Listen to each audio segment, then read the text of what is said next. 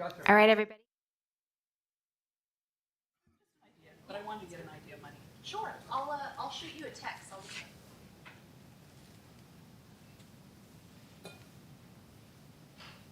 All right, we'll start with roll call. Chair Kennedy, Here. Vice Chair Goodman, Here. Mike Fan, Here. Jeffrey Miller, Gregory Riordan, Hello. Corey Suttles, Here. and then Roger Thomas is excused. He won't be here today. So, first thing on the agenda is to approve the minutes from August 6th Workforce Housing Committee meeting. If anybody has comments or anything. Any comments or questions? All right, can we get a motion? So moved. Second. All right, all approved. All right, IT, I'll have you switch over to the PDF, please. And we're going to try to do what we did last time, where we have the PDF on the screen, slowly scroll through it, look at some changes. We'll be able to ask our city attorney questions as you guys have them today. I know we had some last time. So if anybody has any to start off with while we're pulling it up, we can start that conversation.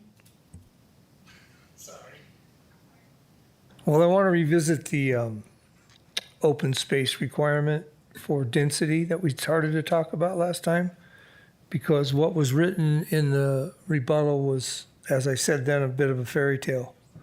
And we need to take a look at that and figure out a way to make our council happy, but yet create the density we're going to need to entice a workforce builder. IT, can we zoom in a little bit and then scroll down to the density bonuses area?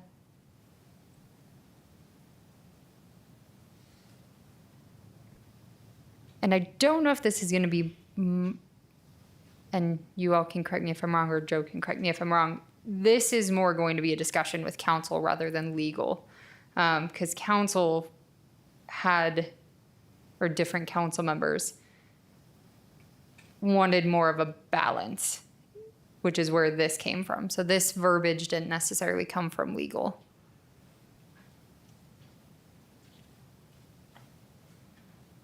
I wanted to open up discussion about how we can sort of satisfy both things to the board members here. I have an idea in my head, but I want to hear what, if anybody else has anything to say.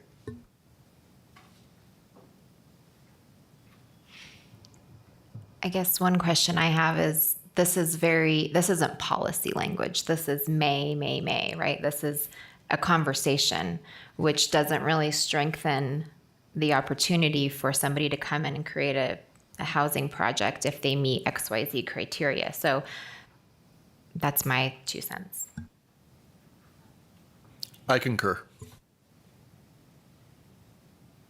Well, then I'll proceed. I don't see how we're going to accomplish density to attract a builder to be able to afford to do it at an appropriate price and yet have the open space that I heard about last time. So my thought is you can't. I don't know how physically how you do that. I'm a builder. I get it. I think Mike's of the same. Well, I shouldn't speak for him. But my thought is, can that developer contribute some amount of money? Obviously, we don't want it to be a lot because then it makes it cost prohibitive again. But contribute to an open space program somewhere else in the city, maybe not at that particular site, so we can create the density we need. But yet he contributed to park, open space, whatever that the city has going on. So that would be sort of my proposal to fix this problem. So Joe or Chelsea, I don't know if you want to talk about that. I don't know if Chelsea does. This essentially kind of mirrors some of our current zoning where density can be transferred within a project, if it meets additional open space or parks or anything like that. I think that we could probably add to this. This doesn't require open space. This just says that additional density can be given if there's for certain considerations, including open space. Another feature may be just the fact that it's workforce housing can be one of those in this list of several things. So I wouldn't tie it just to open space. I think that the open space in a project is one of many factors to consider when granting additional density within a project. And so I think to kind of address what you're saying, it could be open space, parks, amenities, the value of the workforce housing can be included in that. And ultimately, then it goes to council to kind of weigh the balances on those things to see whether it's worth granting the additional density. And it'll be looked at as an entire project by council, and I think that makes sense. But I think that expanding the language there can be, I think, helpful for it to be able to get to council and make that determination. I don't know, Chelsea? Yeah, I would agree with that. I think what I'm hearing you say, Randy, is that you're essentially asking for a fee in lieu of providing certain areas. And we could most certainly add that language in for consideration. Obviously, to Joe's point, it is going to depend on the project and depend on conversation and negotiation with council. But fee in lieu of providing some of these things could be something that council considers. And if that's more enticing for developers, then perhaps we should put it in the list as a consideration. Well, because we're not specifying an amount right now. I mean, I think about the political environment. I'm not a politician at all, but if I were on council and I had to answer to my constituents about, I allowed a greater density, but the developer contributed to open space, then that might be a political pill that council's willing to swallow. How much he contributed, I don't know. Hopefully not so much that it makes it, once again, cost prohibitive. But if we could just simply say, no, he contributed to open space, he doesn't have it at that site, he created workforce housing, but he contributed to this open space fund and this creates this park or whatever it is, how much may not even enter the conversation, I don't know. But that's kind of my thought on this. Co-members, what are your thoughts? Well, some of the examples that I've seen, that if you look at programs that are working well in other markets, they're very specific, kind of like we already have on the chart, to say if so much of your project is attainable, then so much, fees can be waived or reduced. So by the same token, they have very specific charts that say you can get up to 50% density bonus if XYZ criteria are met. So that's what I'd like to see, something a little more clear. So Amber, how do you put that dialogue in there when you propose this back to council? So what I'll do because it's not quite ready to go to council yet, we still have like half of it to go through, but what I'll do when we bring it back, I'll bring two examples, either this paragraph built out more with more verbiage regarding fee in lieu of, and I'll also try to find or build a chart. And then the committee can kind of come to consensus of which one fills their need for that at that point. So I'll just bring examples, then we'll pick it and work on it. I think that just to kind of some background, council's been pretty clear on some areas where they don't want to give up their discretion, and zoning is one of them. So that's why I don't think it probably makes sense for council to spell out, you get this much more density if you do this exact thing. But rather we want to, I think this can be expanded to make clear to council that they can consider additional density with a lot of different factors. And a payment in lieu for open space makes some sense, but at the same time, it kind of goes contrary to the purpose of this, which is to make things more economical. So I think just expanding the types of reasons why we could increase density, and it would be project specific, and leave that in the discretion of council makes a lot of sense. Nicole, may I make a comment on that too? So Randy, I'm going to be devil's advocate here. I don't think you need to do that, because what's going to happen if you don't have a project or somebody else doesn't have a project that wouldn't need to add that extra expense of the open space, if you're suggesting that, the council would then think that that is something they're going to ask for every single project. But you could, behind the scenes, negotiate that with our legal department or whatever, or ComDev, and then come to council and say, this is going to be a really tough build. I can't provide this, and this is an example. I can't provide all the parking I'd like to because I wanted the density. Would you allow me to move forward if I trade you X amount of open space somewhere else? I mean, that's a bargaining chip that you could have, but I don't think I'd write that in there because it's going to be expected for everybody else going forward. Does anybody agree with that? I mean, you can list it as an option, but they're going to grab onto it every single time, in my opinion. I struggle with that because, once again, we're trying to entice the developer, Connie, and Right. if up front, he looks at it and goes, well, I can't achieve the density because you're requiring this parking and this many trees and bushes, he walks away. But remember, it's not at all costs. We can't go after workforce housing at all costs. If you read the bottom line there, I think that's been very important to everybody I've spoken to in terms of, and I'm advocating for the historic areas because most of this high density is not going to go into Deepwell Ranch. I mean, it's not going into a pad development. It's going to happen probably on the infill lots first in the downtown area. So what they don't want to do is they don't want to have an exception on the setback. So now you've got a building that goes all the way to the lot line. You don't have to provide any parking. You don't have to provide any open space. Let's see what else. It's got to be compatible with the surrounding neighborhoods.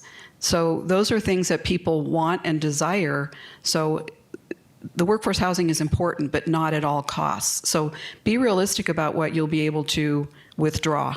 Like the no parking thing, that's probably going to be a tough sell for the neighborhood, any neighborhood really in the downtown area. I think you're going to have to be able to provide at least some. Did you look at some of the hearings with the Marina Street apartments? Okay, that was a tough sell to let them have no parking because they said that they were going to rent to seniors. Well, they have no designation on that. That was just something that I think they were throwing out there, but it could not be enforceable. So I think you just have to be careful where you build. But let me give you an example on another situation. We have a lot of lots that have maybe, and an example, they're a 3-acre lot, but only 3/4 of an acre is buildable because it's on a grade.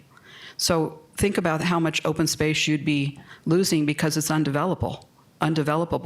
So you could say that, this lot, this is so much buildable, this is the density I want, but the rest of it, it's open space because it's not buildable.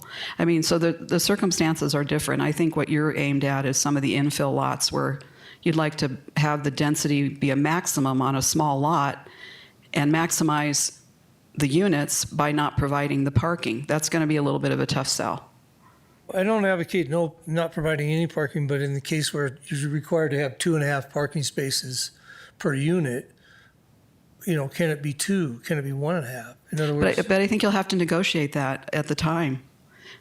It's open. It's open for that. If the council decides that this is a need, and we're going to give you an exception on 1 per unit, 1 parking place per unit, that's their call at the time.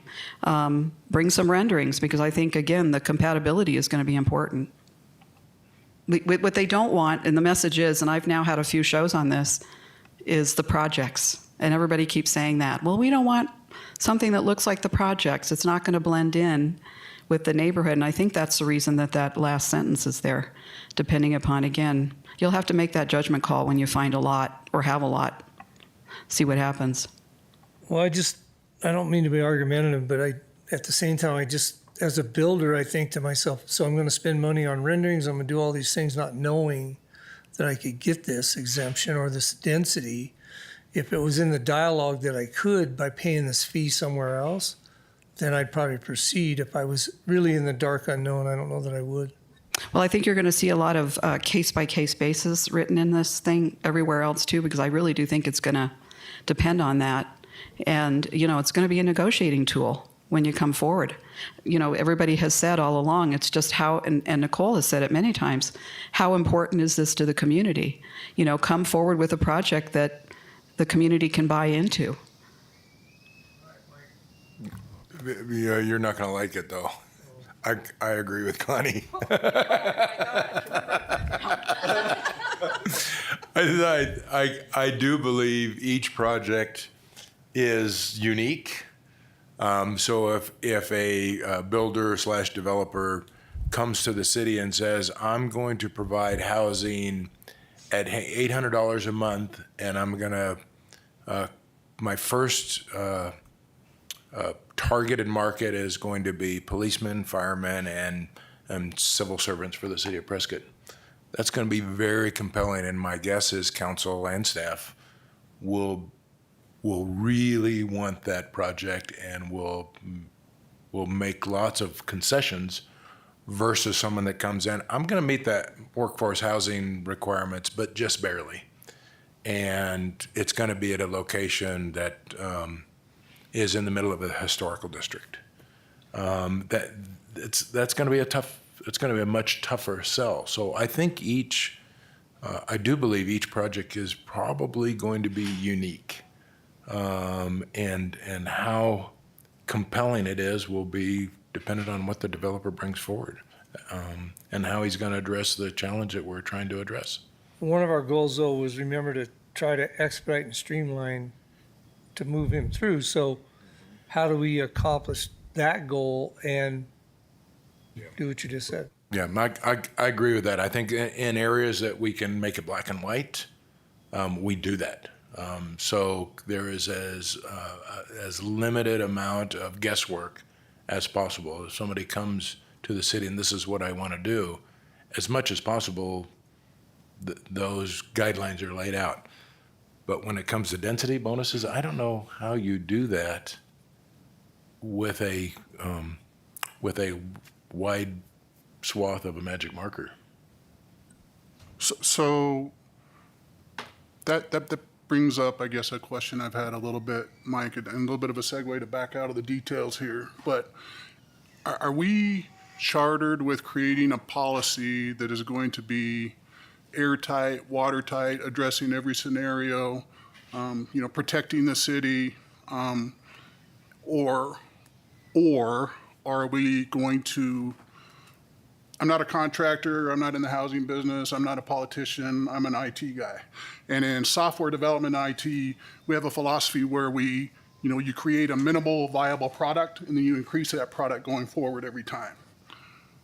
Are we, going to build this airtight policy and then we're done, we have the policy, or is it going to be editable and unique in different scenarios that different decisions could be made? Are we trying to prevent the council from having too much authority because we want a policy that doesn't give them a lot of leeway? Just help kind of get me on board. It feels like I'm jumping on, a moving train here anyway. But I just really want to understand kind of where the committee's, head is on the direction.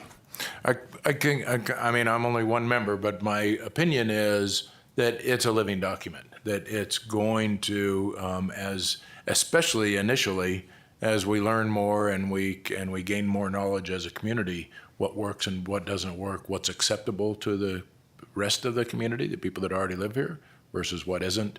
But when it comes to density and zoning, if I bought my house and the zoning next door is industrial and someone's going to put an industrial building there, there's not much I can say about it. But if the property next door is 1 acre lots and somebody says, well, I'm going to put 5 to a lot in there, then I want my day in a public forum to say, I don't agree. So I appreciate council's concern on saying there are some things that we can't have a hard and fast rule on because it's going to take a public hearing. You're going to have to let people speak up. So I think there are some things, and this is my opinion, this is a great example of something that we can't, I don't believe, make black and white, or I don't think it'll ever pass the muster test. Corey, I think just to try to get you up to speed on the moving train thing, and I get it because we've been moving pretty fast, but a goal that we try to set, we have limited ability here as a committee, right? We can't make policy, we can only recommend. And so one of the things, our goal was to try to figure out a way to expedite plan check review. If we had sort of a design that we knew we'd used before, we could reuse, that kind of thing, to try to help the builder along through the process to save him money.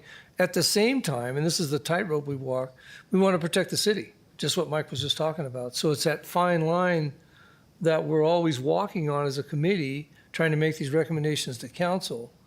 But when we make recommendations that we felt that are reasonable as a committee, and then they kind of get completely shot down with a fairy tale of, well, I want density, but I also want trees and plenty of parking and da-da-da. Well, that just doesn't exist. That doesn't make sense. So our job is not to criticize, but to try to create alternatives to that and educate those that'll listen to us about the feasibility of creating that. And you're an architect, you understand exactly what I'm saying. So anyhow, that's our line, that's our goal, I guess, right, Nicole? Can I address that a little bit? I think that the document has kind of four main incentives for developers. The possibility for development impact fees, payment by the city, or delayed payment of those fees, density bonuses, fee waivers, and expedited process. Those are sort of the four main incentives. The fee waivers, the expedited process is then staff-driven and administrative. But council has kind of made it clear that the other two needs to go to council. So that's why the document kind of reflects that. I think that the impact fees one is what it is. The density bonuses, though, I think that council has kind of made it clear they want to make the final call on those. They don't want it to be administrative. But I think we can broaden the scope of what can be rewarded with density increases, including the nature of the project. Who's using it. If, for example, you brought up firefighters and policemen, that is something that would be relevant to council. So I think we can broaden the scope a little bit of this, but still leave it in council's hands to make that final call based on an attractive project that comes to them.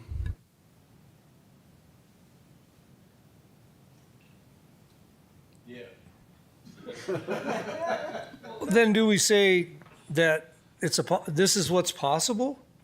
And then that would be a final decision by the council if this is what's possible, and then we list what's possible. Reduce parking, reduce landscape area for density. Do we say, is that possible? I think that's what it says. Developers may qualify for density bonuses by incorporating features such as additional open space, public parks, recreational amenities, enhanced landscaping or buffering, additional parking, or the preservation of existing historic figures.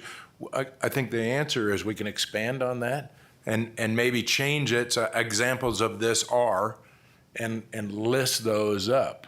But I think each project's got to stand on its own. I don't think you can say we're going to give you this density bonus regardless of where it is and what you're providing, and have a policy that says that's what we're going to give you. I think that's a poison pill to this policy, actually. And I'm scrolling a little bit because this isn't about policy, but to the point of we are serving at the pleasure of the council, and if the council is not going to approve tightening these areas, we probably shouldn't be wasting our time and resources on it. But what we might want to look at is, I think if we go back to our goals, there's pieces in there about community engagement and what does that really mean, and what is the next step for us as a committee? Because once this policy is done, we have other things to be looking at, right? And we really do need that voice in the room at these planning and zoning meetings, these kinds of project review meetings where there's community participation. Because I think anyone who's attended one of those meetings is keenly aware it's the NIMBYs that are in the room. There's not the people that are for community and for healthy growth in the community, and we need those voices. So we might be looking at how we can advocate and increase that presence. So that's my squirrel. I love that part because to me that feels a little bit more of an MVP type. And again, I'm just speaking from my world, right? Have a policy in place, then go recruit, advertise what's available, and get somebody in front of the council to try it the first time, and then we can find out if there's something that's broken and we need to readdress it. versus trying to be perfect on the document, the first time through. And maybe we're all saying the same thing. I just want to clarify. So I'll work on some broadening verbiage on that one, see what we come up with at the next one. Before we go and kind of start at the beginning, I know that one of the concerns was switching all of the wills to mays. Do you want to talk about the reasoning from the legal world on that? I don't know the specific example we're talking about. I'll say that as a general rule, when it comes to tying the city's hands, mays will always be the recommendation of legal counsel. So, especially if there's things that go to council, and I think that most of the wills to mays are on items that go to council for approval, and the idea of tying council's hands but still bringing them something to decide on, it shakes up the city staff. I'll tell you that much. Hey, before we move on, I really like what you said a minute ago, Joe, with the 4 categories. Could you repeat that? And Amber, can we capture that in our notes? Because that's really what we should focus on, I think, guys, as a board, is those 4 areas that Joe mentioned just a minute ago. I mean, do you agree, or?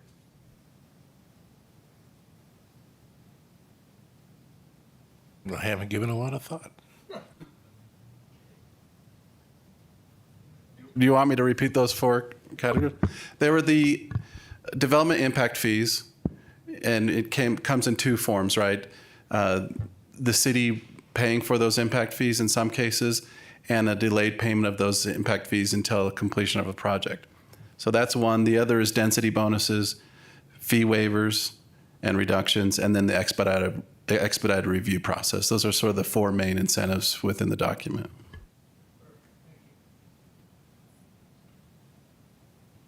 All right, real quick, I'm going to switch hopefully to the page that has the main, here we go.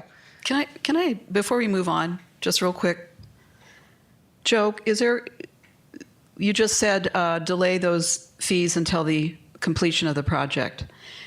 Unfortunately, at the completion of the project is when every developer is the most broke. Could we extend that to maybe after 20% of the project is rented or sold, however it's going to go? Hopefully it's rented. Because I think if they have a chance, and again, let's say they have 4 units, they're going to complete the project, then they're all done, and now they've got to pay those big impact fees.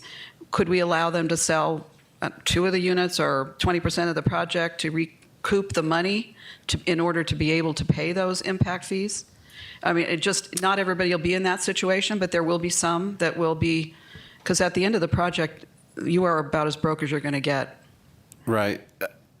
I don't have the answer. I can look at that, and especially if that's something that the committee wants, we can include that if that's lawful, and I'll look into that. Well, Randy, your project that you did over there on White Spar, at the end of the project, could you recoup your profit margin after, you don't have to be honest, but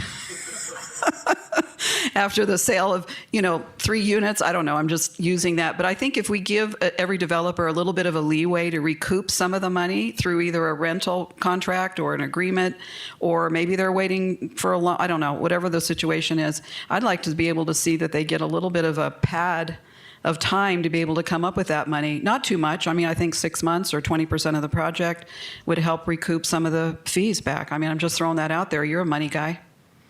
Well, when you apply for a construction loan on any project, you have to break down costs line by line item. I had 61 line items on that project, and fees were line item 1 or 2 or something like that right at the top. So the goal, Joe, is not to have to pay interest. I had to pay interest for 2.5 years on those fees, which is, I don't remember, $200 and some thousand. So I had to pay interest on that money, and I'm trying to say, well, look, Mr. Developer, you won't have to pay that interest, so that'll help make this project pencil.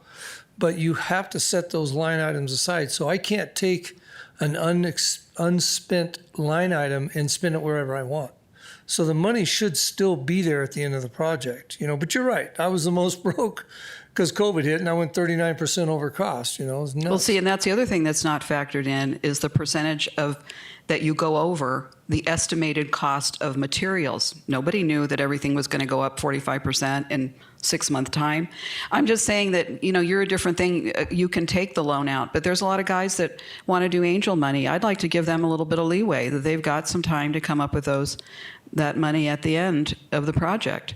So offering options to people that may want to step into this is our goal. You may not need that. If you're going to take a loan out for construction, some of that's going to be deferred anyway. But I do think that if you're going to do the foundation and you're coming up with cash for people in the form of angel money, what we call angel money, those guys are doing it for cash, and they may need a little bit of time at the end of the project. I just like to put something in there to offer that if it's legal. I'll look at the legality of it, and I'll Okay. tell you that right now the deferred impact fees, there's the impact fees that we reimburse or we pay for, but the deferred impact fees are still due at the time of a certificate of occupancy Right. under this policy. I'll look and see if we can delay it even further. And you might want to stipulate, if you're funding this project through foundation money or, angel money, whatever you want to call it, maybe they're the only ones that get to have that extra 6 months padding. I mean, you can figure that out. You're the lawyer, but I'd like to see that, because the reality of it is many of these guys that are funding it with cash don't have they won't have that at the end of the project. Yeah, I'll look, but it is covered in statute. My guess is that to the extent we can do that and take in those income or those impact fees later, it would be through some sort of no interest loan from the city, meaning we'd reimburse, but we'd require them to pay us at some point in the future. Right. But I'll look at that. Well, and so then you're saying the option would be for set up a payment program also, potentially, if needed. Right, it would be through a contractual nature. Okay, thank you. And I'd be remiss if I didn't jump in, and Connie and I don't agree on this one. And that is, I believe the policy should address the city covering, just plain flat out covering impact fees if they bring a project that's going to benefit the city of Prescott, especially when it comes to hiring and retaining police, fire, and public works staff. That's a significant benefit to the city of Prescott. And I believe that we'll never completely close the gap without some financial, all of this helps, speeding up the process. All of the incentives that we're providing here helps, but I don't think we will ever completely close the gap between cost to build workforce housing and hitting workforce housing numbers for the renter or the purchaser without some additional financial contribution, whether it's the city or philanthropy or grants or whatever. I feel Well, strongly. I'm not proposing taking that away at all. I still think that's an option. And I think it's clearly spelled out in another area of the document. That is clearly an option. The project developer can come in front of the council and ask for that. It's all in negotiations. It's not off the table. But It's in there that will- section 2A that's on the screen, but a little bit further down, lays down the criteria, which includes that a project wouldn't be feasible without the city paying for those fees. Right. IT, could you scroll down just a little bit? And I can adjust the verbiage to say, because right now it just says authorize the city to pay a portion. I can change that to say for the city to pay all or a portion. But I know the main aspects of that council members were concerned about is they wanted to make sure it specifies using taxpayer funds, that it isn't just money out of nowhere, and that there was one more thought and it just left. For the city to pay that, it's essentially a gift, which is okay if there's a commensurate public benefit. But that's kind of analysis that's done project by project. And it's an analysis that council has to do. They want to do it, but they actually have to do that analysis to show that there's a public benefit that's not clearly disproportionate to the cost that we give. Right, because of the gift clause. But remember, every single project's going to be different. You know this. It depends on where you're going to put it, what the lot size is, what's the density. But what about, I'm also trying to cover some of the small guys that maybe only want to do a duplex or a fourplex. So you guys are thinking really big, but we've got to think even bigger than that and make sure that this can apply to some of the small guys too. Just leave it open, but it's in negotiation. So that said, I think we should add pay all or a portion of impact fees commensurate. Okay, that's easy enough. And Joe, I think the council, and I'm not trying to tell the council what to do, but they got to look at the overall financial impact, because we got a report from the assistant police chief last year telling us we'd lost 21 officers at approximately $100,000 an officer for training. Well, that's $2.1 million that walked out the front door. There's no way to recapture that. So when you look at some of these kinds of costs versus those loss, that's what council needs to weigh out. Yeah, I think that's a clear but public benefit. And so it would make sense, obviously council would weigh it, but clearly that's defensible. We can say, yeah, that's a public benefit. And so we can do that.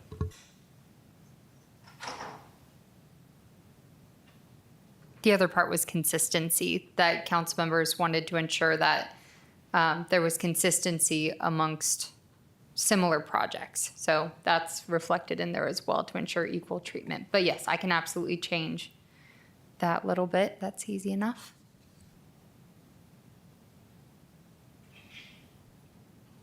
Okay, I'm gonna jump real quick to the page that has the wills versus mays, just so we can look at that one specifically.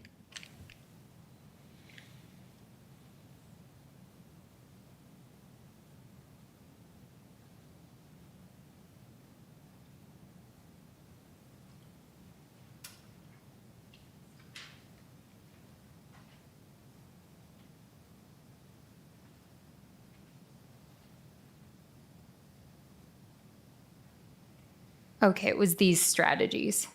So right now, after the discussion with the committee, you wanted to, and actually I think it's not this one, I'm sorry. Oh yeah, no it is. There were ones like this one where you wanted to keep them as will, and there's another section that it's more specific. We can still keep them will. It'll go to council for review too. So same with all of this policy. If there's anything that you want to keep that the committee or that council input said otherwise, we can keep it as is and have that discussion at council. So that's not a problem. And this is not the section I'm thinking of, though. This one has a lot of the wills. Here we go. Section 4, funding.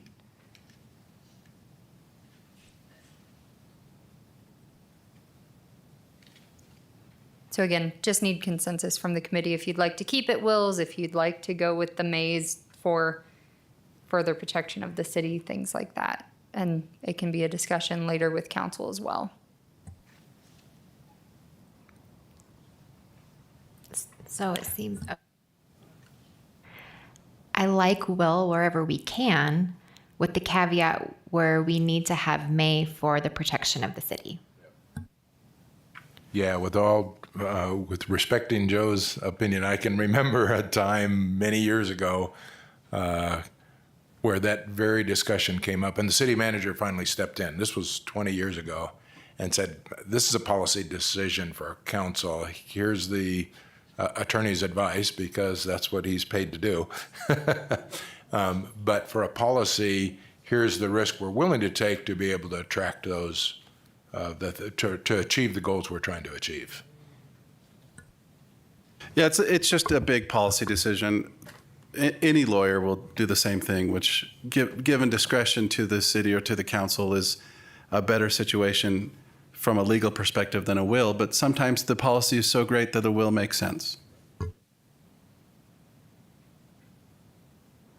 Amber, may we go back just a little bit? Randy was pointing out that we were in the middle of section 3 on the revitalization, infill, and expanded footprint. I think it was right after that intro, the section about historic preservation. I don't think we talked about that yet. We had not yet. We actually stopped at right before this second part of section 3.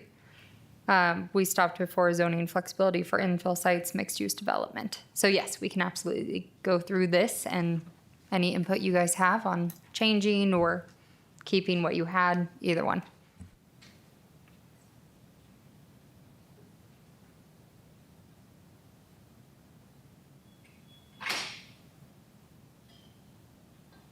Now, see, here is where I think will still gives the city, I mean, saying we will prioritize is a subjective statement.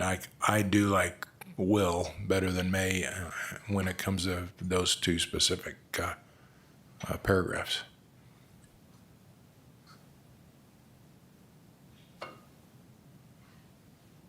Real quick, before we scroll down, is everybody okay with that first paragraph? If you are, then we'll have IT scroll down to the other sections. Well, legal question, Joe, are we setting ourselves up if we have will in there instead of may? I'll tell you why I thought may made more sense here. There's still a will, and I'm talking about the first bullet point as an example. So these projects will receive expedited permitting and consideration. So that part is still a will. But the prioritized workforce housing projects, other than giving expedited permitting and the consideration for additional incentives, what does that mean?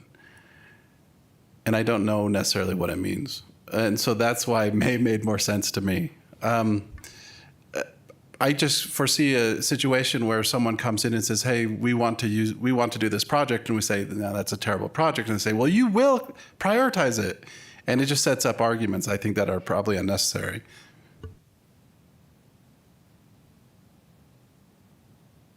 If somehow it didn't get prioritized, then we're in some sort of legal trouble as a city? Potentially, yeah. And I don't think, if I'm being honest, I don't think the difference between will and may in this bullet point, for example, is going to be the difference between losing a lawsuit or not.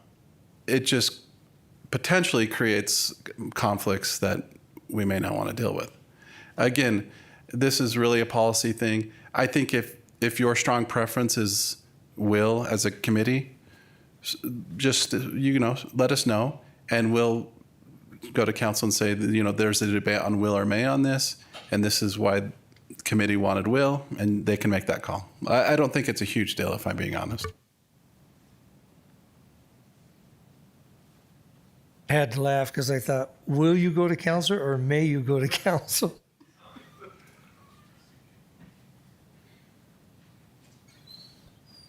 So I can change those back to wills and we can have that discussion with council. Consensus is always preferred by staff. If you can all agree one way or another, I'll change it to whatever the consensus says. I'm indifferent. I think May is fine. And if we find that it's not being respected, then somebody has to call fouls and raise attention to it, as opposed to, again, make it a contract, that's airtight with every word. If we aren't doing what, council agrees to and what the policy has suggested, then somebody's got to start calling fouls and call attention to it. Nicole, may I? Real quickly. So Randy, I'm just going to make a suggestion, and I don't know how the rest of the council's going to vote, but do you really want to die on that sword? They're going to listen to the attorney, is my guess. So, and pick and choose, because you're going to have a lot of things to get by that day. I'm not sure that's one that you need to fight over, just my suggestion. Limited amount of time. No, I want to die on the density sword. On that sword? Yeah, no.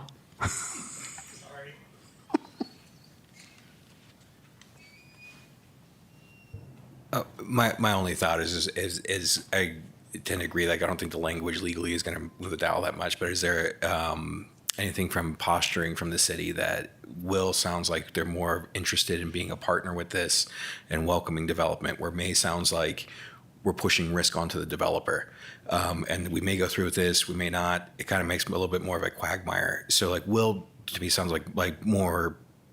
Not forceful, but more like confident language that we are going to have a team on the project, or that it will go forward with effort from the city as well. It won't just be the developer beating our head against the wall. And I think helping that de-risk the projects and to kind of eliminate that quagmire, or to make these things more clear about what can actually be accomplished with those things is how the developers, if they have no idea what they're getting into, they're just not going to do it. Like I don't see anybody, like if they may get a density bonus or may get a parking reduction, is it a strong enough incentive? And again, that's like, I think for the bigger ones, I had a note written down that maybe we should consider like weight classes. And so for a little developer, maybe there's slightly different rules or a more streamlined process if they are doing just a duplex or something like that. But for the larger developers, how do we team with them? How do we get them in to bring, because those are the ones that make big impact and opens up retail, all these other ancillary benefits, and brings money in through construction and all those parts of it. Yeah, very, very well said. I couldn't agree more. I mean, what we're trying to do is set up a policy that attracts people to come and build workforce housing in Prescott. So the more we have we might do this, but we might not, versus will, it does send a pretty strong message to that person. And Joe, again, with all due respect, I think from a staff standpoint, the more wills give staff cleaner direction as they're processing any application versus that gray area. I think will also provides better direction to staff as they walk through the administrative side of things. So I think it's kind of a sword to die on, not any individual one, but point out where there is a difference between it could be may and it could be will, and have council walk through those and say, we can live with will in these instances where we want may in these other instances. So I would say it would depend on the provision that they're looking at. And, I feel really strongly that it is every single project, it is going to be on a case-by-case basis. It just is going to be, because every single location is going to vary. So giving the council, a broader ability to look at each one of these projects, I think is probably better. If you try to force the situation, I don't think it's going to work anyway. And sometimes when you're putting a will in there, you're forcing the situation. So I don't know. I just caution on that. That's all about the, making sure that we don't laser this down. We really need to leave it a little bit broader, but just my opinion. Amber, could we run this through chat and say, can you advise on which areas we need to protect the city and which areas we can encourage developers through the use of will or may? I don't know. That's how I would do it. I mean, I'll tell you on this page, there's one that I think has to be a may, quite frankly, and it's the zoning flexibility bullet point. The other ones being will or may gives me no heartburn, because I think it still allows discretion for council. I think, to your point, it establishes a tone. It doesn't force the city to do anything. The zoning flexibility one, I think, is different and needs to be a may. Well, I hope in our notes we capture what Jeff said, because that was very well put. And that's exactly the sentiment of what we're trying to accomplish. And I think when we come to council in December in the study session, we need to have a voice there so that we say this, so they understand the logic behind it. I mean, rather than just giving them a sheet of paper, some logic went into it. And maybe we know who's resisting the wills on the council right now, Connie. I'm a square corner turner. Whatever he tells me, I'm not going to fight a battle on my own. I'm going to listen to my lawyer. All right. I think that's probably good enough direction for me at this point. We can, if we need to go back into that in the future, we can, but I think we're pretty good on that. So I just want to real quick recap a couple of the changes in the beginning before we pick up again where we left off. So hopefully everybody went through the policy. The main parts here for the development fee incentives, I know there was a little bit of, it was messier than it needed to be for, there was a section about impact fees, and then there was a section about fee waivers, then there was a section about impact fees. So I moved all of the impact fees into one area, all of the remaining ones into the next area. So this didn't change other than just putting it all together so that there wasn't any skipping around. I will add in the pay all or a portion. And then this area, if we can scroll down to waivers and reimbursements, IT, that'd be awesome.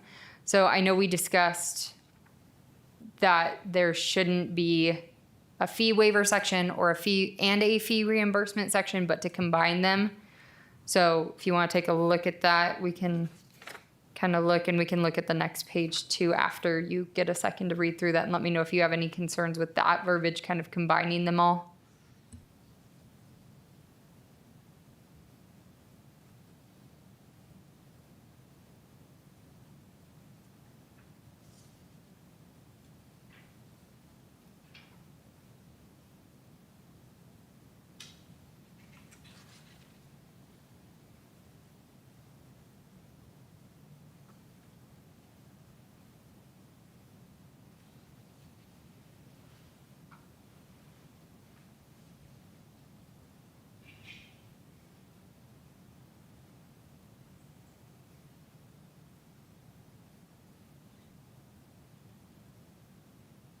Yeah, I would love to have this, I will, but I don't see how you do that based on, to Connie's point, every project's going to be different. It's going to stand on its own. So it's something that hopefully is negotiated early on so the city knows what they're getting into and that the builder / developer understands what his responsibilities and obligations are going to be. But it's going to have to be subject to a negotiation depending on the project.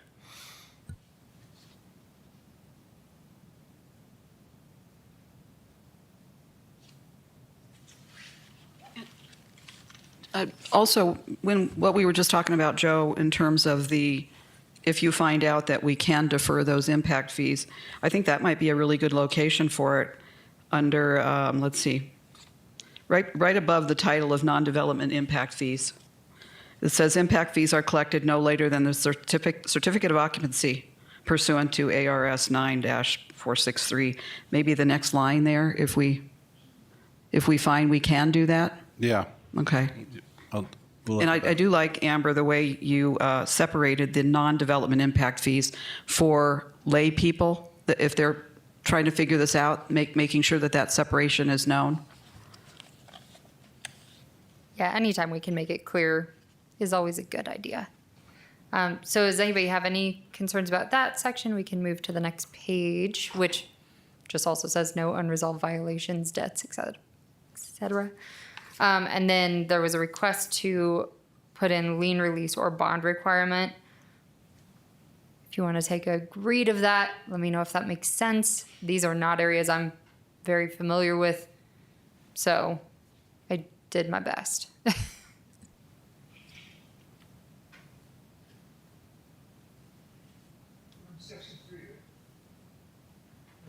Section 2A. Yeah, just so we can make sure that you guys are okay with these before we start into a new section.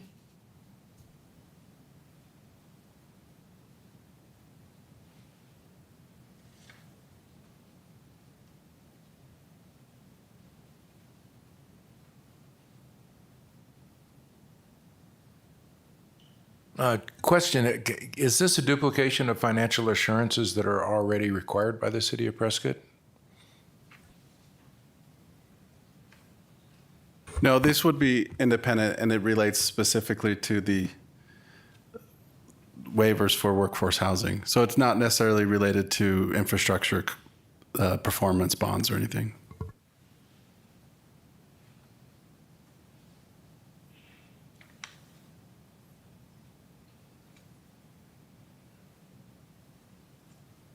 For clarity, would that help if I put that in there, that it was separate from other financial assurances? No, I'm thinking some of this is an overlap. So you start adding language like that, then I think it's going to get more confusing, I'm afraid. Because clearly, every project has to post financial assurances, if I'm not mistaken.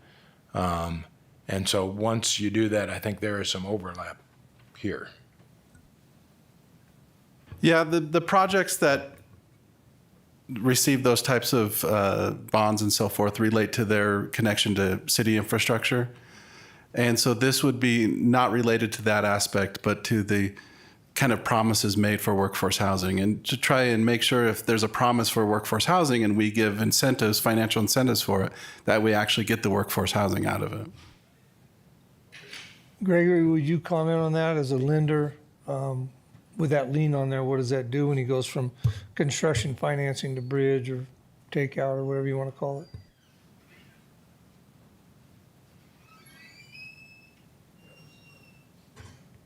I'm not sure what you're looking for. Well, you construction finance the project, right? There's a lien on there. Now you're done and you're ready to convert to either takeout financing or bridge financing. What, you have to clear that lien before you guys will do that loan, right? Well, yeah, it all comes down to loan to value and to turn it into a permanent loan to take out.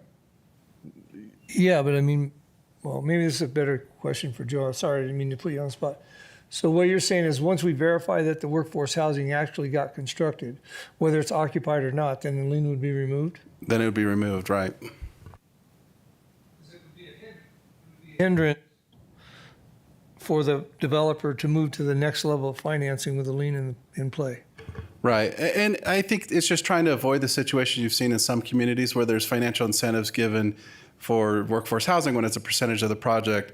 The project gets built out except for the workforce housing, and then that sits fallow, and there's no sort of recovery of the financial incentives given by the city.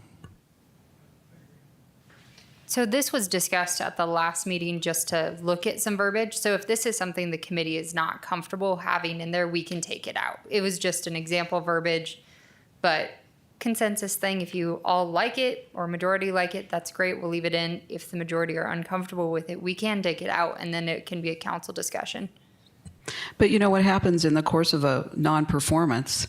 This would happen. I think the bank would be in first place with a lien, and then the city would be in second place anyway. I think for clarity, I think it's important to be in there. It would be the natural course of a lawsuit for non-performance in terms of the city or the bank. Agreed, Joe? I think generally speaking, and I don't want to speak on behalf of everybody here, but we've talked about how important accountability is, so it makes sense to me. Yeah, to dive in as well.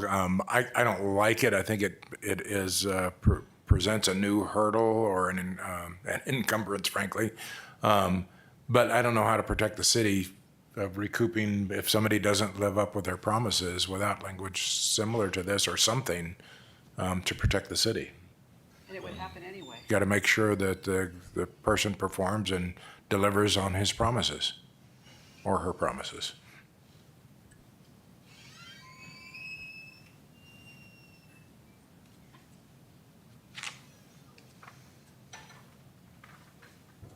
I also agree, and just from I wholly agree with the sentiment too. It sucks that we have to put it in, but I've worked with enough developers that would try to take advantage of this or would try to find a loophole around it, and so it's really important, I think, to have the will language in here too, not just the may language about like what their responsibilities are and what their commitments are in their receipt of any assistance that they get from the city. That there's a good agreement about what's back and what the recourse is. That's what contracts are for, in my opinion, to make business predictable.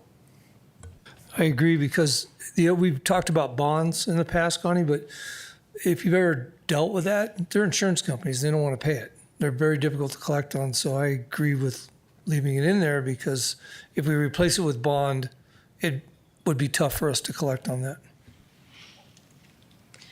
And you know, just for a matter of just the way the legal world works in any construction project, the first thing that's going to happen is going to be a lien. I mean, I don't know of another recourse we can have. That's just the way it works. And the bank, I'm sure in the paperwork, that's also included somewhere anytime you know that, anytime you take out a loan. They're in first place. Everybody wants to recapture their money back. All right. So perfect. So those are the main changes that we went through last time. Again, if you had all go through the policy even after today and you see something you're like, I'd like to talk, we can absolutely bring things back up. But now we'll skip back to where we were. Oh, right. I skipped myself. IT, if you'll scroll down. So that's just an intro paragraph. We've already talked about our wills and mays. I don't think there was a lot of changes until actually the next page. Oh, no, there is still some at the bottom. So one of the areas that council members had brought up was the historic, up a little bit more, sorry, thank you. Historic preservation, and then separating that from sustainability, and that they supported sustainability related initiatives, but wanted the majority of funding to come from other sources, not the city. So state or federal funding. So take a look at that. Let me know if you have any comments or critiques of that section.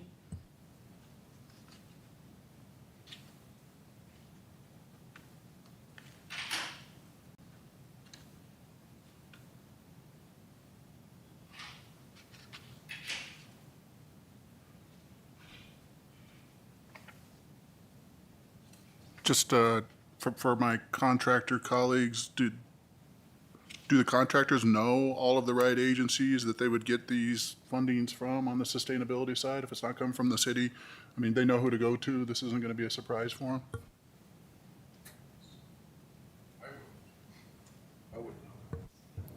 This is why I think the distinction in like the weight class of developers is also important, because I think if you have a full-time analyst that you could dedicate to this, I worked on projects where they've realized over $500,000 in just fees, reimbursements, different programs, because they have one guy doing nothing but that.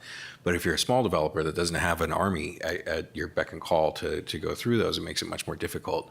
And so there are like where I found most people know, like there's a new company, Harvest Thermal. They make a thermal battery without water. It gets a huge incentive because then you can basically discount your entire HVAC system as part of this energy storage system. They're really good at helping you find all the incentives, and there's different ones for counties, for states, but outside of that, I don't know of a great resource for any of them. And this is just for sustainability, which if somebody has water initiatives, we definitely have staff who can talk to them about that. But this is just saying for sustainability focus, like if you want solar panels, the city's not gonna like give incentives for solar panels on workforce housing just because it's workforce housing. So they would need to find other funding for that. Again, I'm not attached to any of this. So if you want to keep that, get rid of that, reword it, I'm happy with all of the above.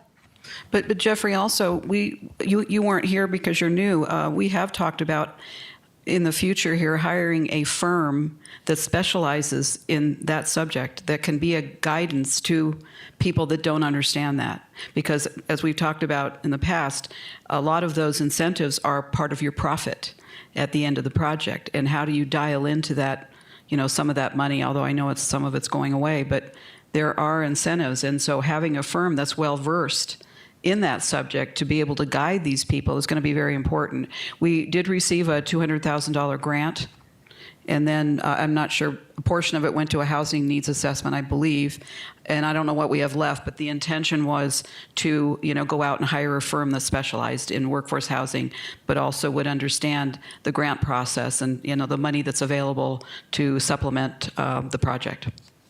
So those will end up actually being separate. The grant, I know we talked a lot about finding someone who was well-versed in all of this for $200,000 for more than 6 months was going to be a bit of a unicorn. But it is one of those things that if the council does approve the policy, then over time, ComDev or relevant departments will put in budget requests for the people to be able to support this.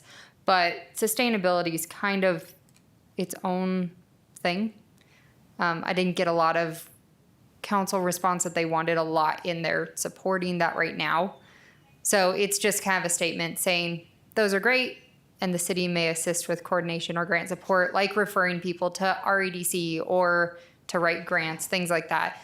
But we won't allocate general funds or standalone sustainability efforts at this point. So this is just specifically for sustainability. Say that 10 times in a row.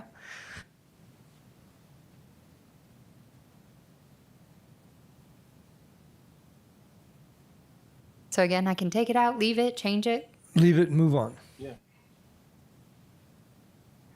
IT, would you scroll down a little bit just for the eligibility criteria?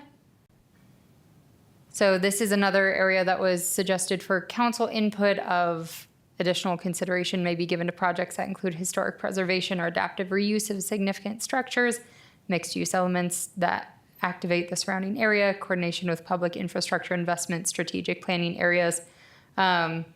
Because the council has such a strong input on economic development right now, they really wanted to kind of tie that into to make sure that we're revitalizing economic development through this as well. So that's kind of where that's tied into. So up to you on input on that one.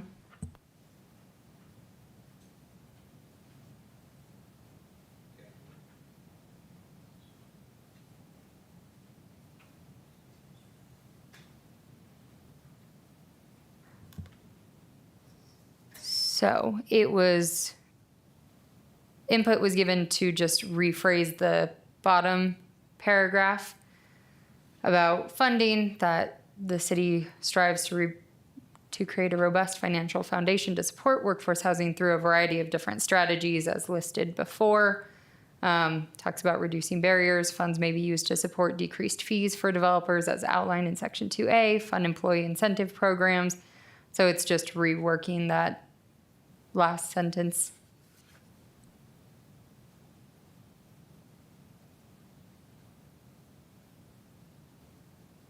I think that just summarizes what we've been talking about, so I'm good. If everybody else is, we can move on. This one just had a little bit of input, changing making to considering surplus city-owned properties, and then adding in or protected open space, since that did pass, right? The open space. Yeah, so the open space thing, so we do have designated protected open space. So just adding in that verbiage. And the next part that has IT, if you'll scroll all the way down.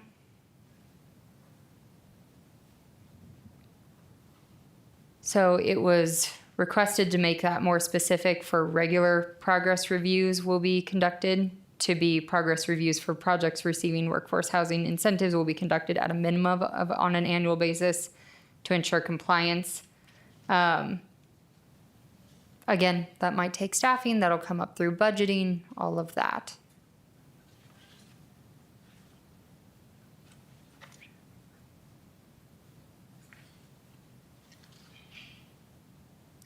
Okay. Just who does the reviews? The council, a person? So that'll be staff. Again, there are certain things in the policy that if the council approves the policy, more staff, I imagine, will be needed. So the different departments that are relevant to this will put in budget requests for the staffing positions. I think Mike already has that job description written, right, Mike? He might have had it for a while now. Okay, so this part, working with ComDev, and I might have Chelsea speak specifically to this. We had initially talked about making sure that was phased through the project, but if they needed to build phase 1 out of 4 first so that they had the funding, then it just needs to be done with the other phases. So not necessarily in the first one if they need that funding to help build the rest. Is that right? Okay. Well, I think it's pretty clear. It says right in here that it shall not be the final phase. And we have control while they're in construction with our building inspectors. So I think we're in pretty good shape on that one, aren't we? Chelsea? Yeah, so with the change, the team was simply thinking that if there were multiple phases of a project and the developer didn't want to include workforce in maybe more of an estate-like phase where they wanted to build something higher end, that we didn't want to handcuff them requiring workforce housing on larger lots. So if you have, say 5 phases and you want to build the nicer end stuff first in one section of the property, we want you to be able to do that, and you're including workforce housing in another section or another phase. We thought this provided greater flexibility with how a developer may approach a larger project. So instead of requiring workforce housing in all phases, not knowing what their plans may be, we just tweaked that a little bit. I think that was a thoughtful addition. I think that was a thoughtful addition from your team. Here's my concern. If a project where the workforce housing is best located is towards the rear of the property, and that's what pencils out, this might hamstring somebody from achieving the goals that we want while achieving the goals that that builder/developer wants. I'm concerned that there are conditions here that this may backfire on us. So maybe if the developer chooses, maybe adding some language that if the developer does choose to build it towards the end, his incentives aren't given to him till the end, or make it more commensurate with the build out. I think this language could cause a problem if either topographically or economically the workforce housing needs to be the last phase or close to the last phase. So maybe like an exception process, Mike? Is that what you're suggesting? I mean, could we keep the verbiage but have an exception process if the scenario like you just described, you can get approval to do it later? But yeah, or just tie the incentives in with the delivery of workforce housing. If you're not going to deliver if it's your final phase and you're not going to deliver for 5 years, well, then you're not going to get your incentives till you start that portion of it. And that can be contractually agreed to, but delayed until that portion hits. I can think of a specific example that reading this, I go, ooh, that would have been a problem on that project. So you're referring to the first sentence in black there. Developers are prohibited from deferring the housing until the final phase of the project. Correct. You're saying if that's the way it pencils, so maybe the change would be developers are discouraged from deferring, but if it's necessary, then we'll defer any incentives until the final phase Yeah, starts. I think that would. If I've got a project that hits that criteria, that's something that I think, okay, that I can live with that. That makes sense. I'm not asking for something up front when I'm not going to deliver workforce housing for maybe 5 years. So I think having language modified, encouraged to build it up front. However, if it's built later in the phases, then any incentives are deferred until that phase, or until workforce housing indeed is started. Construction has been started. Yeah, and again, the goal is to entice, and we want workforce housing to work with developers, and we want them to incorporate it. And if it doesn't pencil till later, then yeah, we don't want to be prohibitionists in making it happen. So I think we can, with that comment, rework something with Amber to bring that back. Did you have a comment? Yeah, could you just, Hang on a second. I have another flip side to that coin. We're desperate in need of workforce housing now. We have an immediate need. I don't want to wait 5 more years. So I kind of like it. I understand what you're saying, though, Mike. I get it. The topography of your site might lend it to be, it's got to be over there, and you don't want to run utility all the way down there in phase 2. I get that. But at the same time, do we really want to put another 5-year strain on affordable housing for our workforce? what I'm going to suggest that we create another bullet point, what Mike said. So just leave phased inclusion of workforce housing, leave that paragraph alone, drop down quality standards, put a separate bullet point in there, and address the issues that you said. Or in the event that the developer chooses to do the workforce housing at the end of the project, he will not receive the incentives until that point. I don't know, you can lawyer it up, but figure out a way to make that happen. Okay, so that means that he's going to pay all of his fees up front, and then the city's going to be bound to reimburse 5 years later. Are you going to have the money? Housing. Are you going to have the money to reimburse? Well, that's up to him. Yeah. Another thought is providing greater incentive for workforce housing being included in the first phase. And that will come naturally. The incentive there. If you want your fees deferred early, then you got to deliver early. I from somebody that's been there, that modified language makes sense. Then it's back on me. If it doesn't make sense to deliver it up front, and it does pencil to deliver non-workforce up front, then it's no skin off my nose at that point. Until I deliver workforce housing, I shouldn't get the incentives. Chelsea, were you suggesting like a bonus for early completion?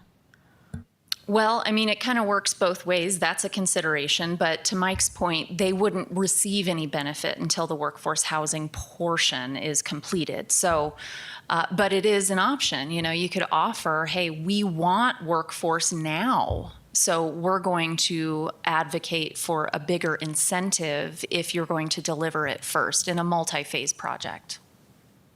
And to be clear, not completed per se. I mean, Or once you're started, permitted and right. the fees are due, okay, we're going to waive the fees because now you're finally moving forward with workforce housing, which is what we want. Yeah, but I guess where I'm stumbling a little bit, and Joe, you can weigh in, is if we're saying that, then they're going to pay the fees in the beginning because they're not doing workforce till the end. When they get their incentives, when they do workforce 5 years later in the end, where's that money at? It has to come back from the city. General fund? I don't know. Where'd that money go? Impact fee money. It would be, it would be a contractual agreement. So the city would have to pay up in whatever financial mechanism they decide at the time. It's reimbursed. Yeah, I'm assuming it'd be part of a development agreement at that point. Right. Yeah, it'd have to be. Yeah. And that's not uncommon with other types of development agreements. But it doesn't come out of the general fund. Yes, it's impact fee money.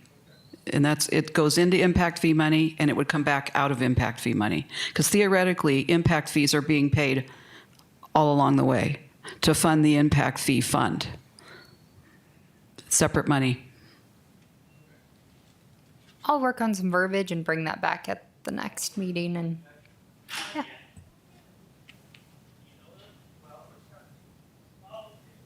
All right, we simplified the quality standards. They have to meet the adopted building codes. If they choose to exceed it, that's great. But the basics is that they have to meet the adopted building code and maintain aesthetic compatibility with surrounding neighborhoods. And A quick question on that. For aesthetic compatibility, is that the Prescott Preservation Commission, or whose determination is that? Sure. No, it wouldn't be unless it's within a local district. It wouldn't be the Preservation Commission. So it would simply be a review of the neighborhood to ensure that it's not completely outlandish for the neighborhood in which it's being built. If it's like an infill lot. So normal planning review. Yeah, we removed, the durable materials and energy. A lot of that's already covered in base code. Yeah, there isn't an extra review criteria that would be used for this. It would just be maintaining what we already have codified at the time. Okay.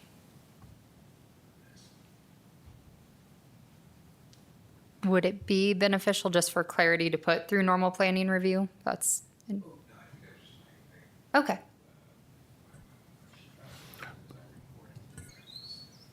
Jeff, speak into your speaker. Sorry, I think that was just for my own, if there's a design review board or something, that's usually that means you're going to spend a year talking to somebody. So like if it was something that was going through another entity, then I think it would be something. But if it's just normal planning review, that's fine. Perfect. My recommendation would be to meet adopted building codes and meet all other city requirements. I frankly don't like and maintaining aesthetic compatibility with surrounding neighborhoods. That, to me, that is a argument waiting to happen. So I would recommend strengthening quality standards and striking that end of the paragraph. But Mike, one of the things about that is that would only apply to something like the historic district. The other thing that Jeffrey was talking about, if you are building inside of a pad with an HOA, they have a design review board that he's going to have to already comply with. So you're going to be working under the auspices of an HOA and the design review board if you choose to build in a planned area development. Now, if you're talking about the historic area where we don't have an HOA, that's a whole different thing. That's where we get into problems. So you probably wouldn't go in downtown on the corner of Goodwin and Montezuma and put a full glass, full-on contemporary building there because it isn't going to fit. I agree, but that's a historic district, so Right. those guidelines are already established. Correct. So this would be other areas outside of a historic district, and I think that language is just asking for a fight. And that needs to be stipulated, just what you just said, outside of historic district. It's got to be stipulated in some way. Because a lot of the infill lots that people are looking at right now are in the historic district. So distinguishing that separation, I think, is important for people, again, that are just stepping into this. You understand it, I understand it, he understands it, but I think that should be made as a stipulation. Just a thought. Amber, don't we have that language covered under the historic area? Because I agree with Mike, we don't want to create more fighting. Yeah, and I agree with Connie and Mike relative to we don't have any, quote, quality standards outside of what we already have in the code. So to Jeff's earlier point, we wouldn't be looking for anything outside of regular plan reviews. So does this statement kind of muddy the waters as to what we're actually looking for? And maybe a good complement for both of the comments would be, workforce housing developments will be required to meet the adopted building codes and any other aesthetic requirements related to historic preservation, something of that nature. But quality standards is just simply base minimum code and what we have in our land development code. So, Yeah, how do you enforce aesthetic compatibility? I mean, very subjective. Yeah, very subjective. We need to get away from that. Yeah, Agreed. thank you. So, and I will say, yes, in the, which section is that? So revitalization, infill, and expanded footprint, there is a pretty decent paragraph about historic preservation that incorporates the preservation, adaptive reuse of historic properties. It may include flexibility, fee adjustments, preservation-related support, and it talks about outlined in the land development code for historic and other entitlements as well.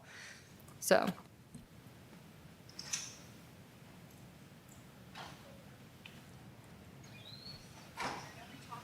Amber, can you look later on? I think maybe I saw that language about aesthetic compatibility in another area of the document. Maybe make sure it's consistently removed.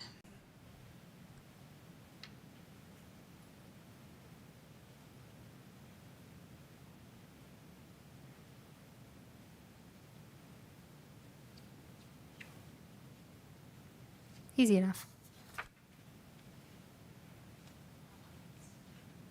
So IT, if you'll scroll down just a little bit, nothing super exciting on this one, just showing that we have the workforce housing certification, and then it was requested to remove social health and put in community health instead. IT, if you'll scroll down just a tiny bit more.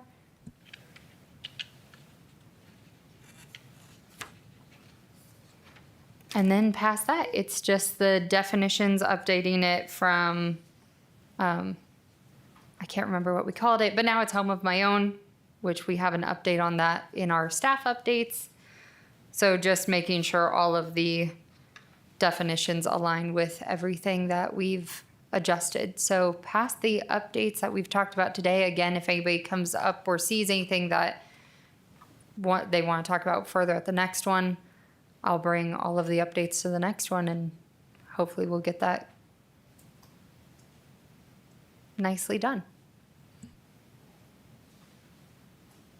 I do have a question though. If no one has any other policy language to update or contribute, what would be the contents of our next committee meeting? That is a great verbiage, and actually I apologize, I missed it, but didn't you, Mr. Riordan, have something in the funding you wanted to talk about? I did. That we didn't get to at the last meeting. So now might be a good time to address that question at the next meeting. We'll go through it one more time, but even quicker than this, because it should all just be minor adjustments. And then at that point, I know we talked about having Sandy from YCCA coming and talking. She might have some input on it as well. And then I think we have a couple other little things to talk about, but it'll just be getting it tightened up, possibly talking more about the housing needs assessment if we want to tie in any of that data to this. So things like that. Do you want to speak to your... Amber, before we move on real quick, I just have a question for Joe, just for clarity for Randy. Joe, hypothetically, if somebody were to go in and downtown in the entertainment district and wanted to build, and it was zoned for, workforce housing, let's say they do a 3-story apartment, would the non-parking part of the entertainment overlay apply to that project? That would apply, yeah. So do you know what I'm talking about, Randy? So in the downtown area, there's an overlay. It's another overlay that does not require parking. We just had the situation with the hotel on Whiskey Row. They're not required. Actually, I should interrupt. It would apply if it was for an apartment complex. Yeah. So the non-parking is for pre-existing housing and these hospitality-related uses. Okay, so if they were to build a brand new project on the corner of Goodwin and Montezuma, would they be required to provide parking? I believe if it's strictly a residential development, yes, it would require parking. Okay, never mind then, because we have that overlay. So the hotel didn't have to provide it, but as you hear, Joe, they do. So never mind. I thought that was a way for you to get away with that parking.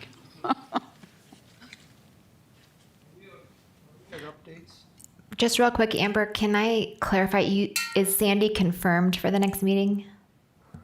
I haven't heard back from her quite yet, but I'll double check with her and see what she's got going on. Thank you. Jumping ahead, guys, November meeting, I'd like to get the kryptonite on the agenda. Kryptonite being, The impact fees? thank you. So I know, talking to Will, he's wanted more time to research it, to really dig into it. So I don't know if that'll be something we can get on the next agenda, because it sounded like he needed quite a bit of time amongst his other duties. Well, I saw him this morning and he told me just October, now I'm giving him November, so let's keep beating him up a little bit. And I'd like to invite Joe back if he has time, because we were always sort of to stay away from this subject, I guess, and the reality is we really should talk about this subject, because there is some flexibility there that we weren't aware of. I'll be here.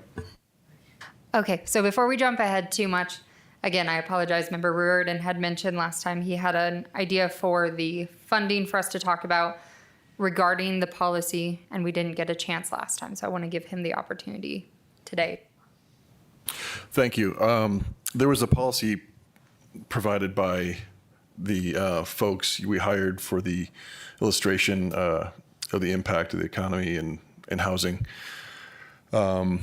There are, I think there was like 3,300 homes, 2,900 of them were investment homes. And, I look at, how are we going to fund all these things, impact fees and give builders incentives, give down payment assistance programs, tie that into, the public trying to buy homes affordable. You look at, counties in Florida and counties in Texas, they have something called the Homestead Act. So basically, you have to file for your primary residence that you live in, and anything that's an investment home is basically a 50 to 60% increase in taxes. So if you look at 29 homes and we just say there's a 50% increase in taxes on investment homes, that's $5.2 million on 2,900 homes. That could fund a lot of things. Now, I talked to Randy earlier about this, and he goes, "Well, can we wait until there's some of his investment portfolio sold?" I said, "Well, do we want this to be Moab? Is anybody familiar with Moab, Utah? It's an incredible place, but unfortunately, a lot of investors have bought up a lot of the livable space for people who work there and want to live there. So it creates a real problem. And one way to get rid of that problem because in Moab, what they did is they created 400 square feet residences and now these people who live and work in Moab have to live in these tiny little spots. Well, if we start taxing investors for, having investment properties, that could fund and deter a lot of people coming in and buying up primary residences as investment homes, which is, we already have a 4 million household shortage in the U.S. currently for primary residences. Do we want to become Moab, where investors keep on coming in and buying investment homes here, or do we want to deter that? I don't know. Just some thoughts. So in such a situation, would you propose exemptions for investors that are providing housing for the workforce?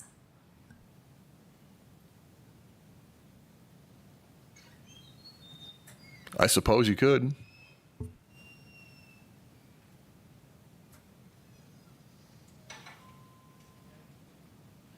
It's a lot. Politically, that'd be a tough sell, I think, in our community. I have investment homes in town. I get it, but at the same time, how are we going to come up with extra money to help all these other things happen? And it just seems like an obvious choice.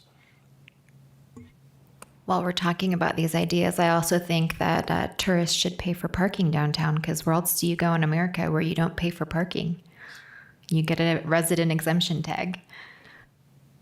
So along the lines of the policy, just so we make sure that we're staying kind of on topic, is this something, or are those items that you'd like to consider putting into the funding section as things for staff to look into? It's definitely not something we could say, we're doing it today, but to put it in as strategies for research.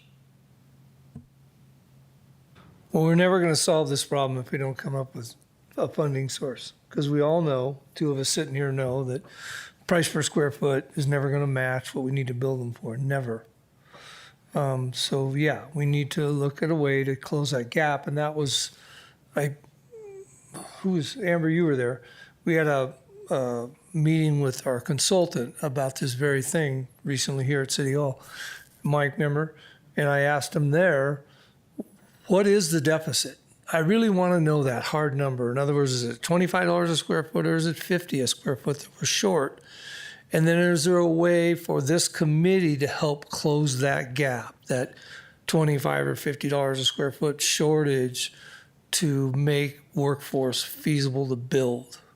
And so, yeah, funding is the key to all this. We can sit up here for years and talk about fun stuff and flowery, but if we don't have the funding, forget it. I just wanted to add, we're talking about single family residences. I wasn't talking about apartment complexes and 5+ units. This was strictly, 1 unit single family residences. If there's some way we'll have to talk to Amber and Joe about that, have a discussion period about it at another time. It might be worth a discussion. I'm not sure penalizing investors is a way to do it. And then, of course, we've got to wait and see what's going to happen with the government, because now they're close to declaring a housing crisis. He's talking about taking tariffs away from all building products. There's going to be a lot of changes, I think, in the next coming months that I think are going to help this issue. So I don't know. This community is different. It'd be worth discussion. I'm just not sure we can do it today, but. Sure. In the lending world, I don't know if anybody knows this, but about 7 years ago, the government said, "Hey, we're gonna penalize people who buy second homes and investment homes through interest rates and cost of interest rates called LLPAs," and those are basically pricing hits. So, the government has put in plays to, deter people from buying second homes and investment homes through interest rates and costs. First of all, I love the idea. Thank you for sharing. And I think I'm agreeing with Connie in that maybe we don't include it in the policy, right? Let's finish this policy discussion and approval, and then to me, that's when the cool stuff is going to start with this committee, and when we get to, maybe talk about solutions for funding, or talk about, how do we get out, people to, contractors to take advantage of the opportunities.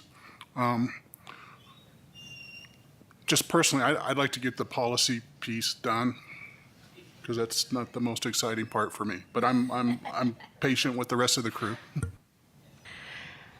I appreciate that you brought the idea forth. I think we need more ideas and more solutions because it is a giant problem.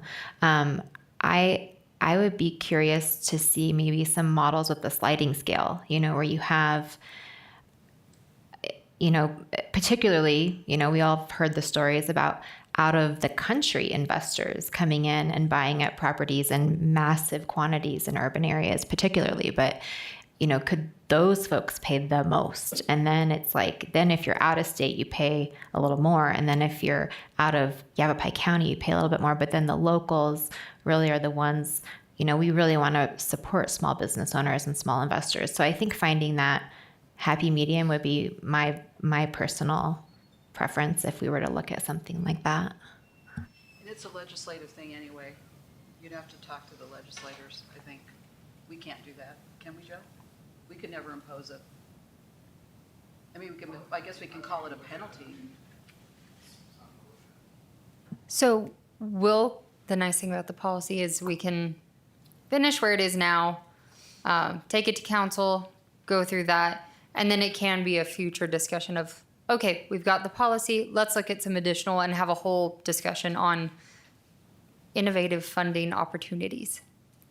I agree with what Corey said. You know me, I'm a task-oriented guy. I want to get something done here finally. It's been 2.5 years. I really want to get this done. And then we can move on to how we can assist and come up with creative ways to, with funding and stuff. But let's just get this done, right, guys? I mean, 2.5 years. Yeah, well, you're gonna fix it, and then we're gonna come back and look at it and be done, right? Okay.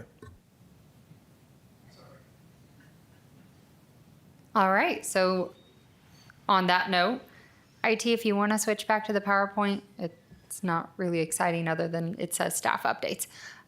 We do have a couple updates. I'll let Chelsea speak to some. We are having our housing consultants come to council next Tuesday for an overview of the results from the housing needs assessment. And then they will be coming with us to the December study session where our thought, and that'll probably be some of our discussion at the next meeting or two, is how the committee would like to present and have that presentation to council and the flow, things like that. But they'll be talking about strategies that they will see as solutions based off of best practices, looking at other areas. And we're kind of expecting with our conversations with them, we're expecting that to overlap quite a bit with the policy. So they'll be bringing that as well. But if anybody's able to attend next Tuesday, that'd be great just to show them some support. It's going to be a 10-15 minute presentation to council, but it should be really good. And then Chelsea, if you want to speak about the other fun stuff on Tuesday. Yeah, so the Home of My Own program, we have all of the legal contract documents back from the county, and that is on the agenda for September 9th, next Tuesday, following the presentation item. I think the Home of My Own contract is actually last on the agenda, but if you're available to attend, just to show support for it, this was part of this committee's 1 to 3 year goal, and y'all met that. So thank you to Mayor Pro Tem for what she did in, connecting some dots for us, as well as to this committee for putting that on your goal. So we're excited about it, and we're going to do just a short presentation. Jeremy Dye, the Development Services Director for Yavapai County, as well as the Assistant Development Services Director, Mark Lasson, both are going to be in attendance. So in case there are any questions or anything that council needs from them on it. But yeah, it's something that we're really looking forward to having approved and moving forward. Thank you. Thank you. And Yes. thanks for being a part of it as well. 3 p.m. for that meeting. And then I don't know if Mike has anything else, but I do have Sandy for October. I'll confirm with her, and we will bring you hopefully our final draft of the policy for review, possibly approval or recommendation, approved to recommend to council. And then November will be impact fees, which I imagine will take up most of our time. Mike, do you have anything else? All right, Chair, it's up to you. And one more thing, I just want to reiterate, it's important for us to have a voice at the December study session. And secretly, Mike volunteered to be our speaker. So we'll talk about the flow of that more than likely at the next meeting as well. If not the next one, the November one, of how you want the flow to go. It will be very important to stay on point. We saw the last time how quick an hour went by. So I imagine this is going to fly by. So we'll talk about how you want to present that. If you want any guest attendees there, like the fire chief, police chief, they're more than likely going to be there anyways because they support what you guys are doing. But we can also reach out to the hospitals, things like that. So we'll talk a lot more about the flow of that. If I have time in all my spare time, I might draft up even just a presentation that we can start working on too. Amber, can you confirm that we do have more time scheduled for the presentation in December? Right now, yes, we have the full 2 hours. Can we maintain that full 2 hours? If this really is a priority to the council, as they've said, I don't want to see what happened again. That would be hugely disappointing to this committee.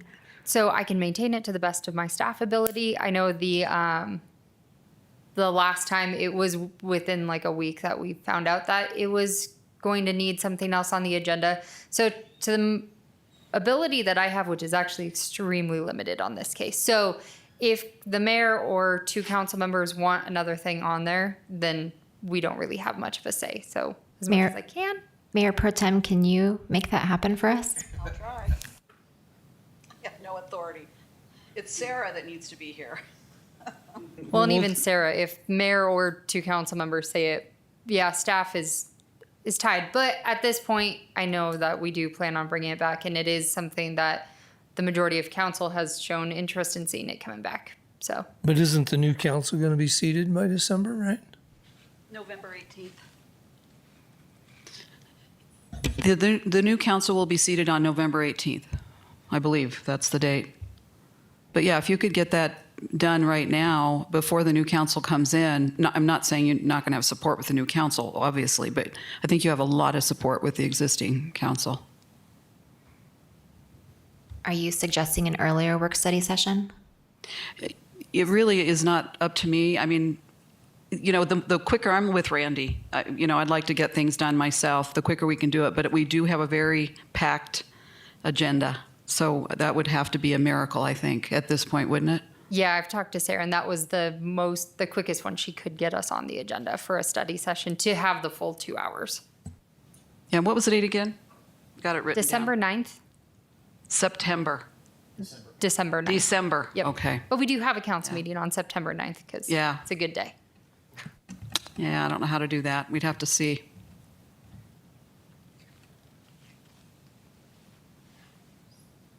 I'd like to, one more thing to my co-members on the board.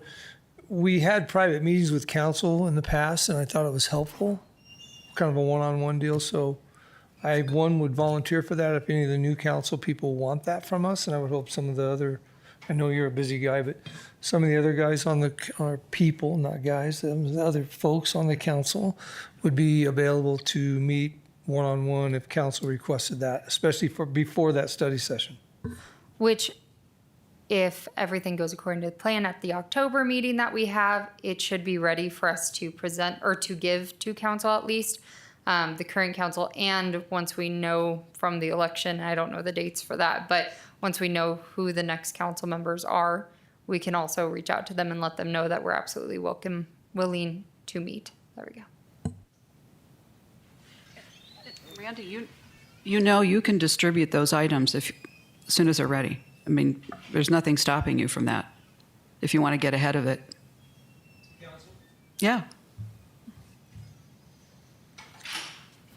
Thank you, Amber. Are there any other unfinished items or future agenda items requested from the committee? All right.